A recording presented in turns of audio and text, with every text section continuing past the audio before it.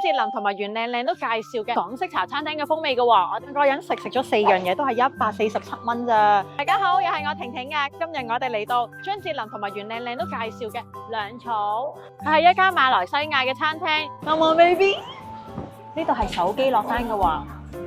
嚟睇下個 menu 先。話咁快咧，我哋就落完啦。我哋耐心等候。呢個飯咧最緊要係嗰個中間嘅流心蛋啊！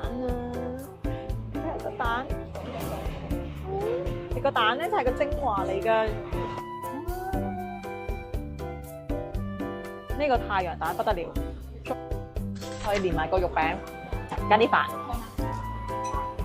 佢個肉餅咧有啲似嗰啲漢堡飯，再加免治豬肉合埋一齊，好香。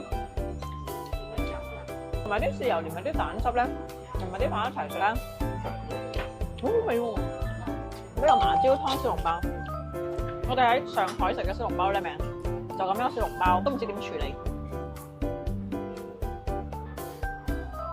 呢個食法都幾特別，好好味喎都。啲咬入邊有啲湯汁，連埋出邊嘅胡椒湯撈埋一齊。但我覺得佢嗰個湯可以再熱啲咯。我哋試下呢個睇下多士，因為呢度係馬來西亞餐廳嘛，所以多士係必停。好好味，你看到個包好脆，再加啲奶醬。你哋又有冇食過邊一間係馬來西亞混港式風嘅標準菜咧？如果食過好食嘅話，又可以介紹翻俾我㗎，歡迎留言話俾我聽。呢排我拍咗好多短片啊，記得點讚關注我。